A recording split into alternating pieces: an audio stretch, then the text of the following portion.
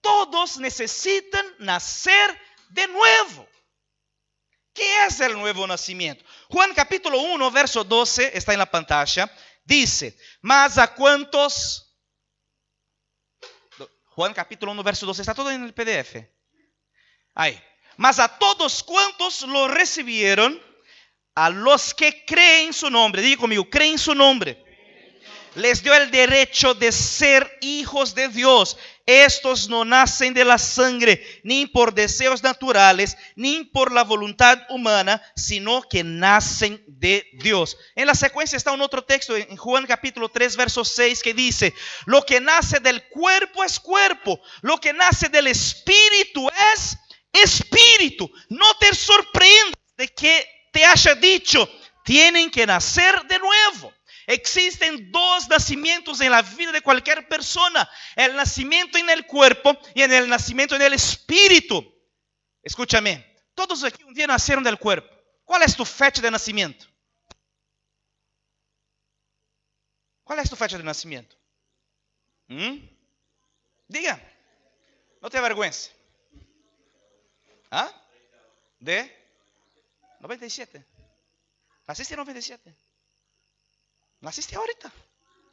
97. 1997. ¿Ya viste a Argentina campeón del mundo?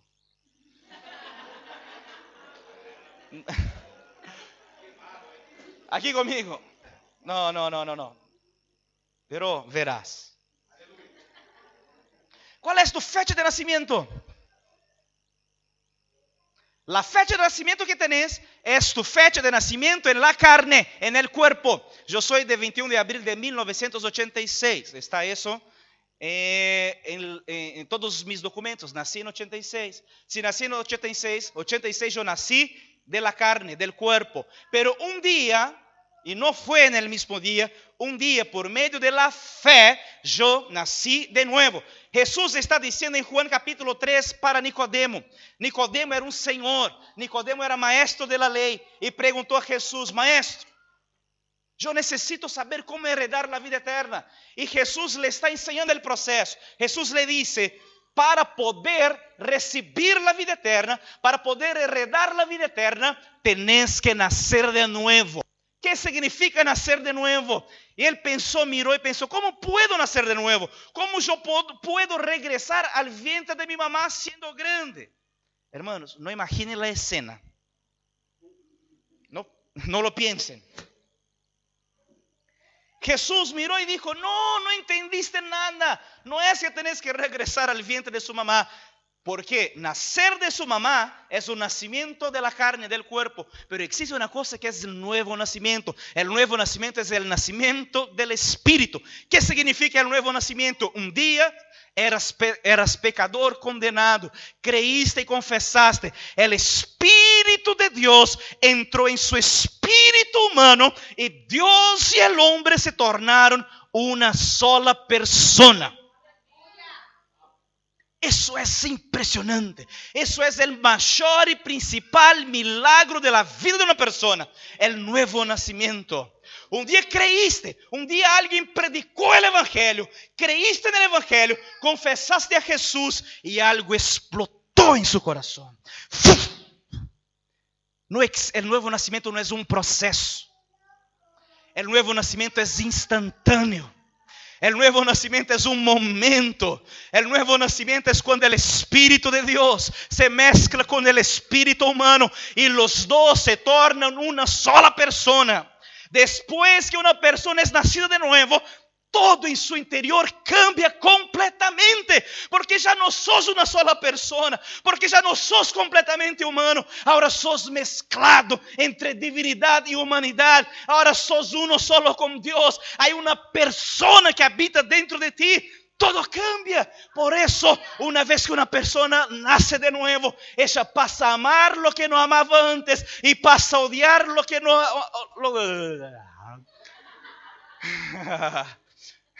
Hermanos, ¿cómo? Déjame hacerte una pregunta. ¿Cómo pueden oírme? ¿Verdad? Yo hablo muy rápido. Existen algunos momentos que estoy escuchando las prédicas por YouTube. Yo pienso, pucha, pobre de la iglesia. ¿Cómo hacen? Ok, aquí conmigo. Me perdí. Eso. Cuando el Espíritu Santo nace dentro de uno, vas a amar lo que no amabas antes. Pasa a odiar lo que no odiabas antes. Tu vida se torna completamente transformada. Existen personas que dicen, pastor, predicamos el evangelio, fulano se convirtió. ¿Qué hacemos ahora? Siempre les digo, ahora bautícenlos. Pero no quiere bautizarse. Probablemente no nació de nuevo. ¿Por qué? Porque aquel que nace de nuevo, él pasa a anhelar las cosas de Dios. Él pasa a anhelar el conocimiento de Dios. Él pasa a anhelar, él quiere, él pasa a odiar el pecado. Este es el nuevo nacimiento.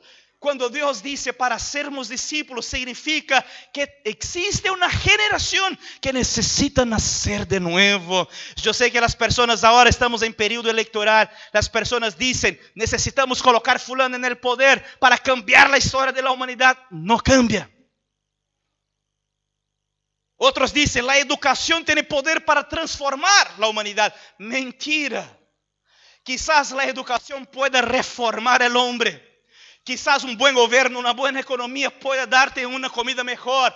Pero transformación de verdad es solo por medio del nuevo nacimiento. Porque cuando uno se convierte, cuando uno nace de nuevo, su vida se transforma. Su constitución interior se transforma. Se torna una sola mezcla con Dios.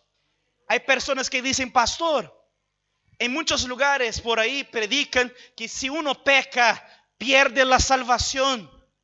¿Crees en eso? Yo no creo jamás en eso.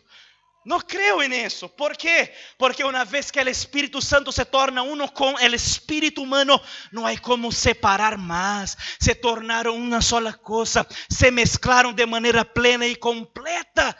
Esa es la obra más magnífica que existe en el universo. Hombre y Dios se tornando una sola persona. La encarnación fue un milagro. El nuevo nacimiento es un otro milagro. La encarnación es un milagro porque Dios se tornó hombre. El nuevo nacimiento es otro milagro porque el hombre se tornó Dios. Aleluya. Ahora, ¿cómo nacemos de nuevo? ¿Cómo hacemos para una sociedad nacer de nuevo?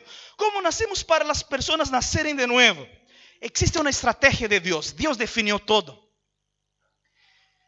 Yo me quedo pensando en el origen. Cuando Dios ordenó y organizó todas las cosas, Dios podría haber creado, definido su estrategia de cualquier manera. Por ejemplo, Dios podría haber definido expresar su amor por medio de los ángeles, ¿no? Imagina, te despertas por la mañana, salís a la calle, viene un ángel y te dice, Dios te ama, Dios te quiere. Dios murió por vos en una cruz por medio de Jesús. Sería extraordinario. Quizás por la mañana podríamos salir y en las nubes un corazoncito de Dios y Dios mandándote besitos. No. Dios podría abrir un canal en YouTube y hacer transmisiones en vivo para poder expresarse. Dentro de la creatividad de Dios, Dios podría haber elegido expresarse de cualquier manera. Pero, ¿cuál fue la manera que Dios decidió expresarse? ¿Cuál fue la manera que Dios decidió? Fue una elección divina. Mostrarse, expresarse. La manera como Dios eligió expresarse fue por medio de la predicación y por medio de los predicadores. Diga conmigo, la predicación. Diga fuerte, la predicación y los predicadores. 1 Corintios capítulo 1, verso 21 dice, ya que Dios, en su sabio designio, dispuso que el mundo lo conociera, no lo conociera mediante la sabiduría humana, tuvo a bien salvar mediante la locura de la predicación. Wow. Dios eligió salvar por medio de la locura que es La predicación es una locura. Ayer estaba en la Casa de Milagros, empezamos ya. Y es muy loco la predicación, muy loco.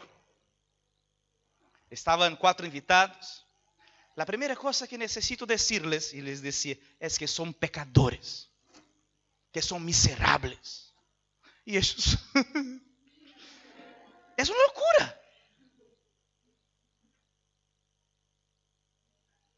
La mayor necesidad de esta generación es saber que es culpable, inexcusable. Y ellos, eso es una locura. Y más, ¿cómo salir de eso? ¿Qué tengo que pagar para salir de esta capacidad, de esta condición de pecador? Nada. Recibir una obra que Jesús hizo de manera plena, una obra consumada para reemplazarte. Él vivió mi vida para que yo pudiera vivir su vida. Murió mi muerte para yo. Eso no hace sentido, ¿verdad? No hace, es locura. Por eso que el Evangelio de la Gracia no es comprendido por mucha gente, porque no se comprende el Evangelio. Es imposible explicar el Evangelio. O uno tiene una experiencia con el Evangelio o va a morir sin entenderlo, porque el Evangelio no se comprende. El Evangelio confronta todos nuestros conceptos. El Evangelio confronta muchos de los fundamentos que aprendimos con nuestros padres. El Evangelio confronta los fundamentos de la religión. El Evangelio es una locura. Y más, el Señor ocultó el Evangelio de los sabios. Eso es una de las cosas más lindas. ¿Sabe por qué Dios te eligió para ser predicador? Porque éramos los últimos de la fila. Dios ocultó su sabiduría de los sabios humanos y eligió los locos del mundo para mostrar y revelar su sabiduría por medio de la predicación del Evangelio. ¡Wow! Por eso el Evangelio, mi querido hermano, no es comprendido, no es debatido, el Evangelio es experimentado, el Evangelio es tocado, el Evangelio es proclamado, es espíritu con espíritu. ¿Sabes qué? Los predicadores y la predicación es la salvación de la humanidad. Si los predicadores si la predicación y los predicadores no funcionan, la humanidad no tiene salvación. Yo creo que la iglesia es como Juan el Bautista. Juan el Bautista decía: yo soy solamente una voz. Todos le preguntaban: ¿de dónde sos? ¿Quién sos? Él decía: yo no soy nadie, soy solamente una voz que está preparando el camino del Señor. La iglesia es solamente una voz en la sociedad, pero es la voz más importante, porque si Juan preparó el camino del Señor, nosotros estamos preparando su regreso. La iglesia está anunciando, así como Juan dijo: aquí está el Cordero de Dios. La iglesia está anunciando: aquí está el Rey y su reino. Juan profetizó, la iglesia profetiza. Juan anunció, la iglesia anuncia. Juan preparó, la iglesia está preparando. Nosotros somos como Juan, solamente una voz. No hace falta sermos los sabios de este mundo, ni los ricos, ni los poderosos. Solamente somos una voz, pero la voz que clama y proclama la única verdad que existe desde la eternidad pasada. Y no hay otra verdad, no hay otra filosofía, no hay nada. Solo hay una verdad. Una vez alguien me preguntó: pastor, ¿cómo tenés tanta seguridad de esta verdad? Yo le dije: porque es la verdad. No existen tantas verdades en el mundo. ¿Por qué tenés seguridad que tu verdad es la verdad del universo? Yo le dije: es muy simple. Mostrame un filósofo, un religioso, un supuesto Dios que haya muerto y resucitado, y ahí podemos charlar. Enquanto no me presentes a alguien así, yo sigo con la única verdad existente, que es la verdad superior a la muerte. Yes, aleluya. La predicación y los predicadores. Yo quiero finalizar. Sí, estamos finalizando. Charlando de uno de los textos menos predicados y más importantes de toda la Biblia. Que está en Lucas capítulo 16, verso 19.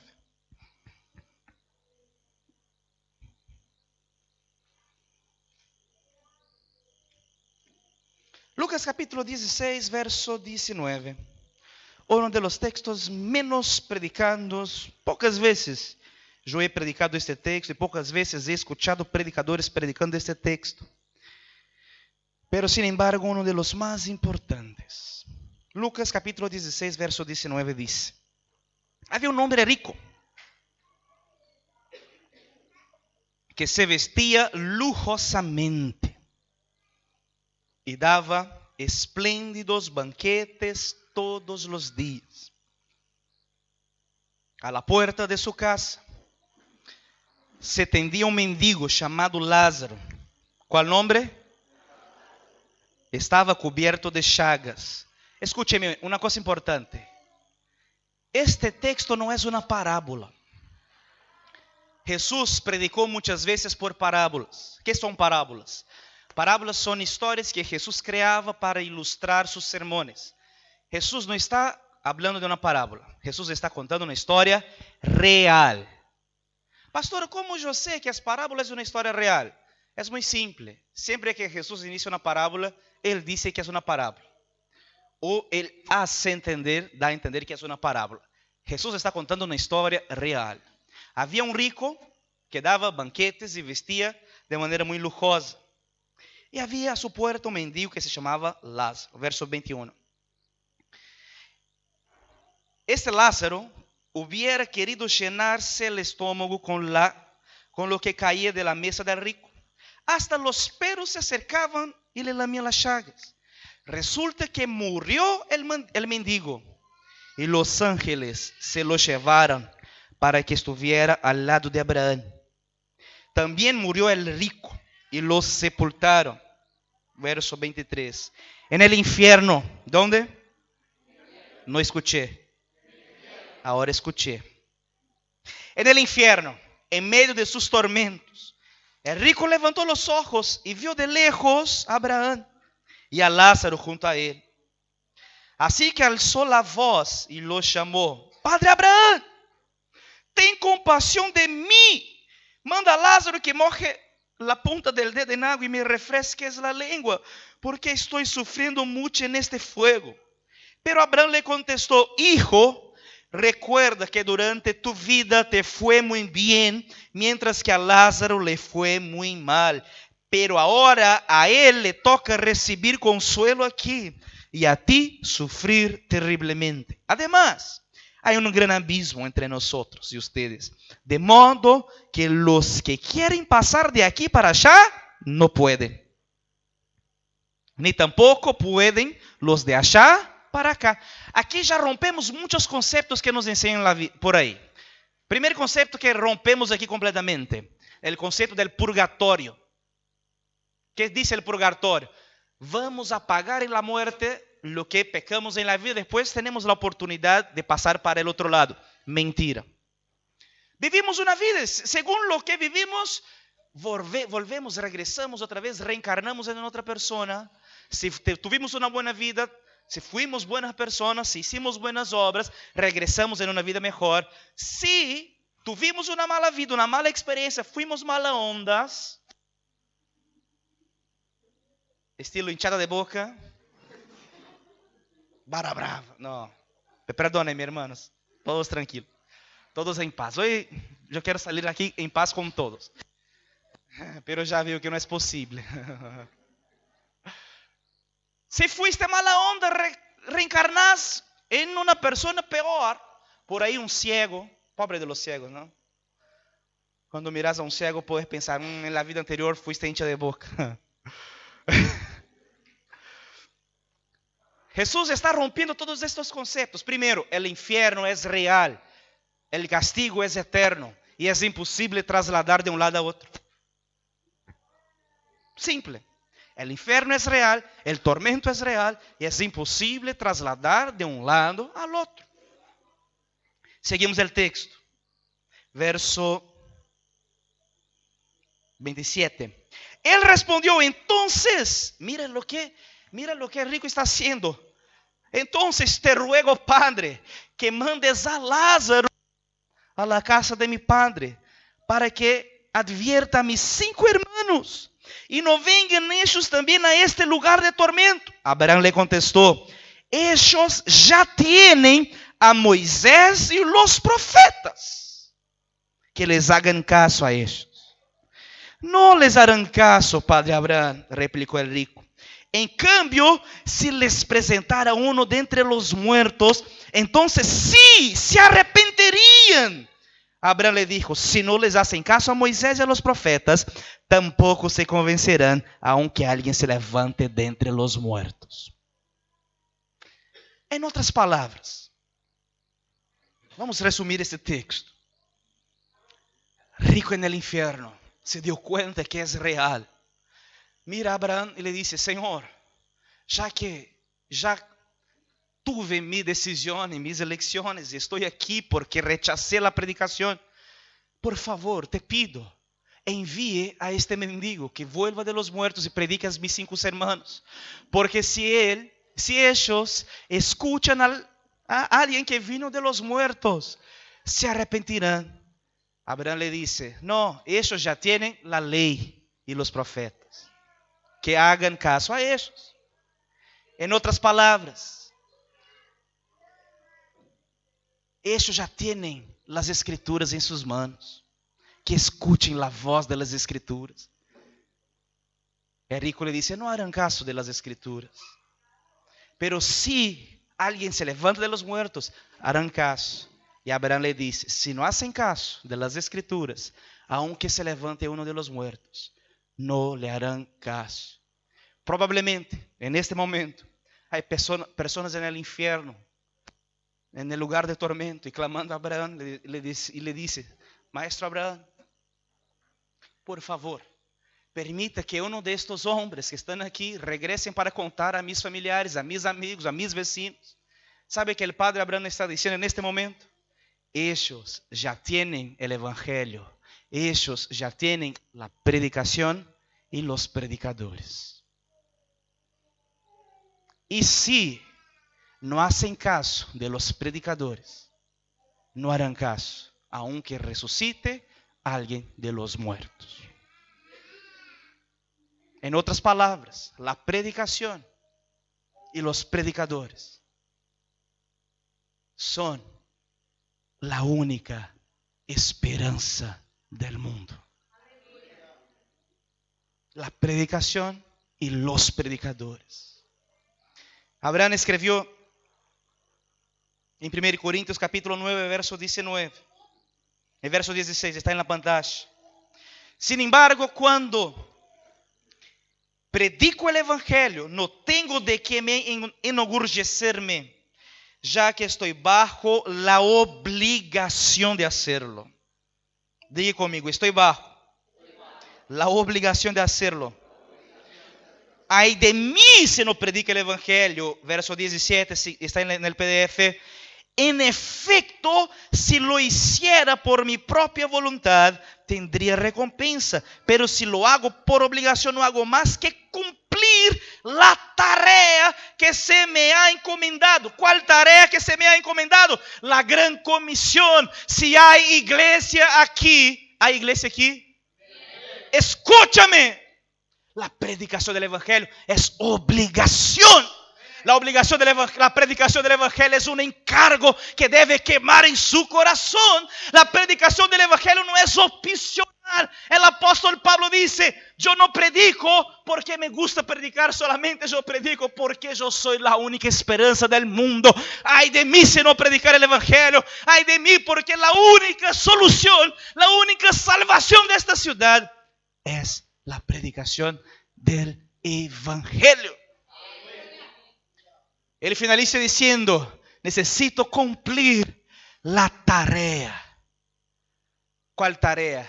La comisión.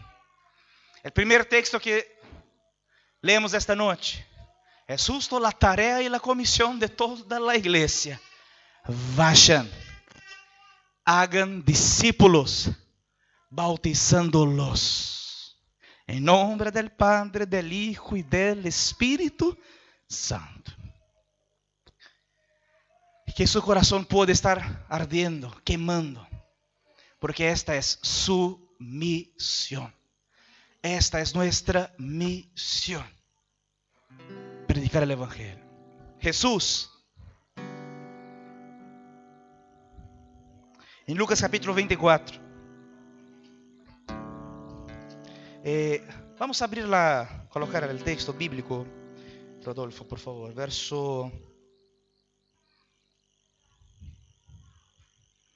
Lucas capítulo 24, a partir del verso 13.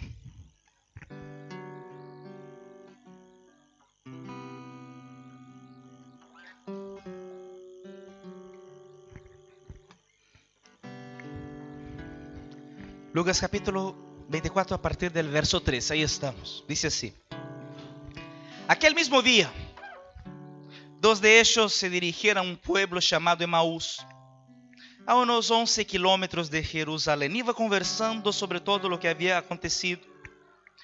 Sucedió que mientras hablaban y discutían, Jesús mismo se acercó y comenzó a caminar con ellos. Ya no eran dos, ahora eran tres.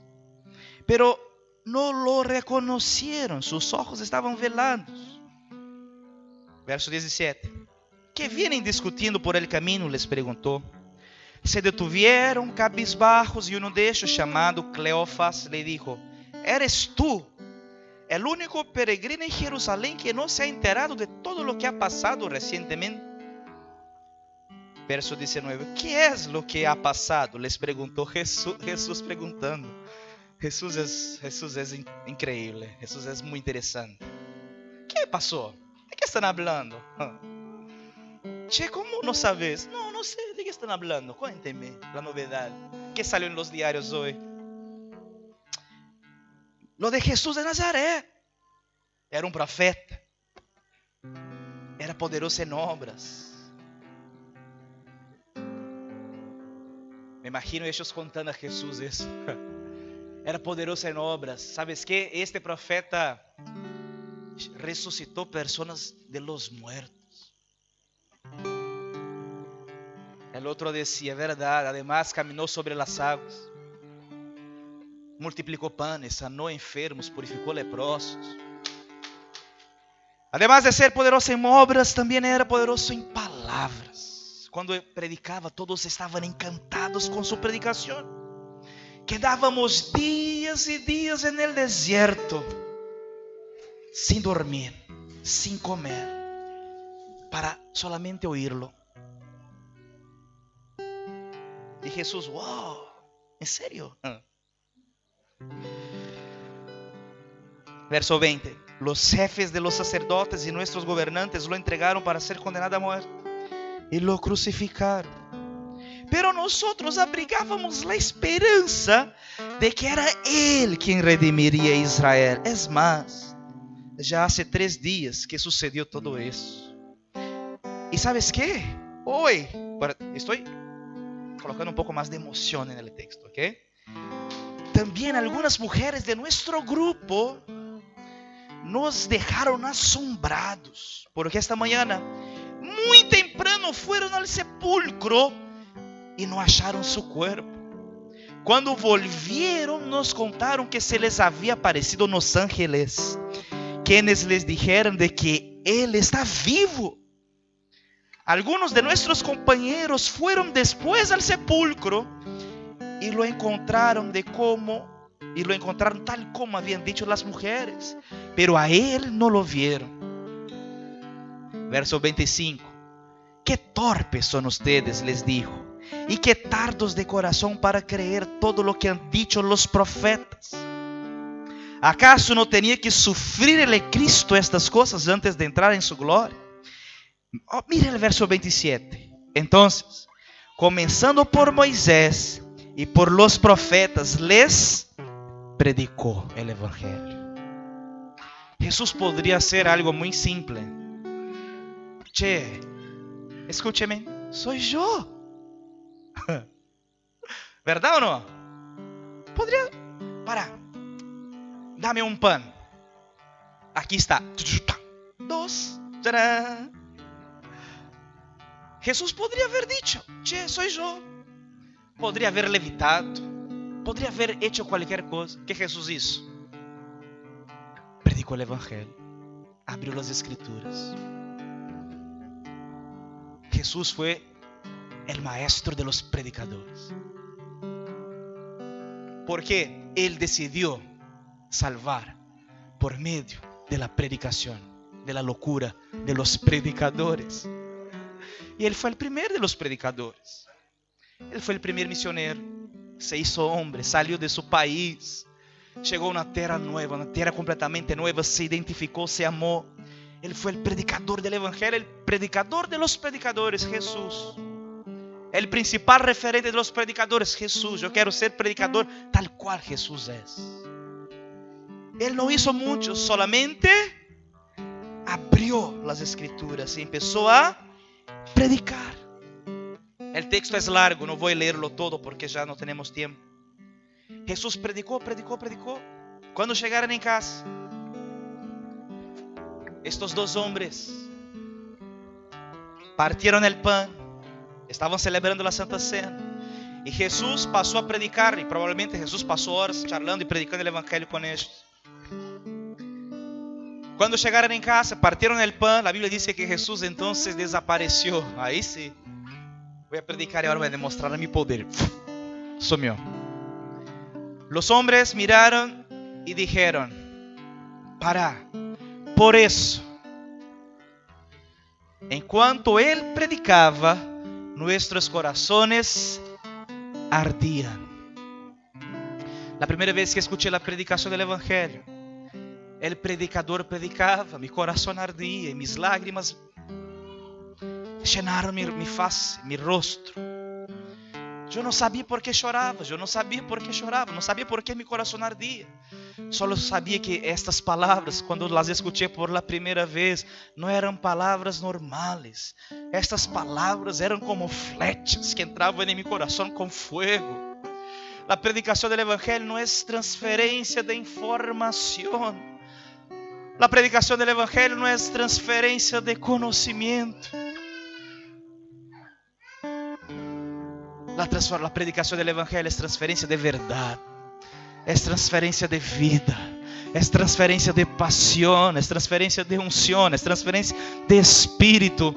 Por eso, mientras yo estoy hablando aquí, probablemente su corazón está quemando, está ardiendo.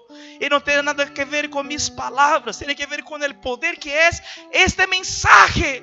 Este mensaje no es un mensaje natural, no es un mensaje político, no es un mensaje filosofal. Este mensaje no toca su mente, este mensaje toca su espíritu. Este mensaje toca su profundo interior. Este mensaje separa su alma de su espíritu. Este mensaje tiene poder para salvarte del infierno, pero no solamente del infierno. La predicación del evangelio tiene como poder la salvación, tiene poder para salvar su alma, tiene poder de salvarte de su incredulidad, tiene poder de salvarte del pecado, salvarte, ¿sabes qué? De la crisis, salvarte del miedo. El evangelio tiene poder para salvar a los que necesitan de salvación.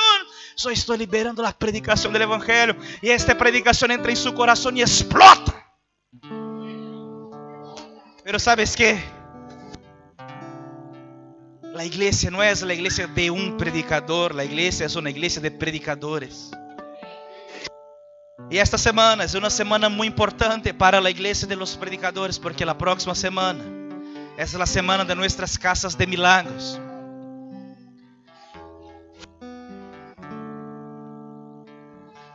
Yo tuve una gran experiencia con el evangelio en el año 2002, ya hace 17 años.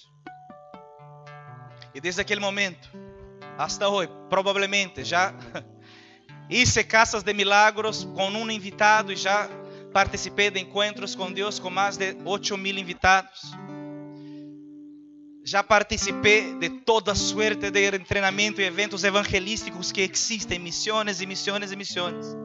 Pero siempre que estoy delante de un predicador, de un pecador, siempre que tengo la oportunidad de predicar el evangelio, mi corazón se llena de alegría y de emoción otra vez, porque yo sé que así como mi vida fue transformada, estoy delante de una persona que puede tener su vida completamente transformada.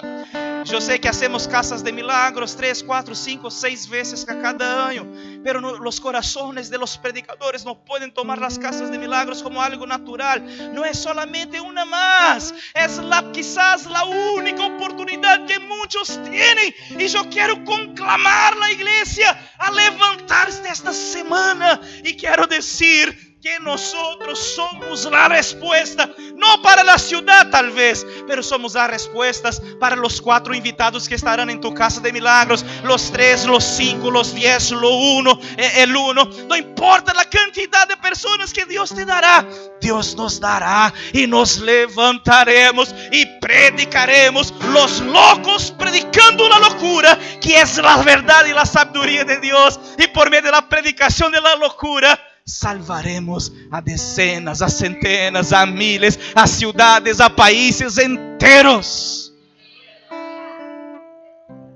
Esta es nuestra misión. Esta es nuestra gran comisión.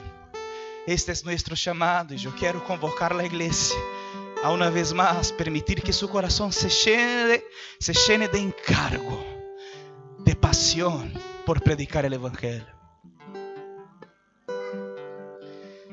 La predicación del evangelio bien hecha, o el mensaje del evangelio poderoso, es el mensaje que toca el predicador antes que toque sus oyentes. Si el mensaje no toca a los predicadores, no va a tocar los oyentes, no va a tocar sus invitados. Este mensaje necesita quemar y tocar su corazón. Por eso todos los días yo he orado: Señor, abre los ojos de la iglesia, quita el velo de la iglesia, porque es muy bueno venir al culto domingo tras domingo y escuchar un mensaje, una palabra que toca nuestras necesidades. Eso es lindo. El evangelio tiene este poder, pero existe un paso más maduro que este. Es diferente cuando llegamos aquí y entendemos que el evangelio no es solamente para suplir nuestras necesidades, sino que yo puedo ser la respuesta de la oración de una persona. Es otro nivel. Es necesario ser más maduro para eso.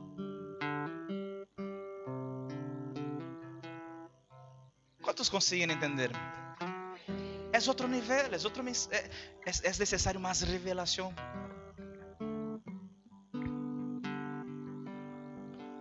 Yo quiero finalizar orando. Vamos a colocarnos todos de pie. En nombre de Jesús.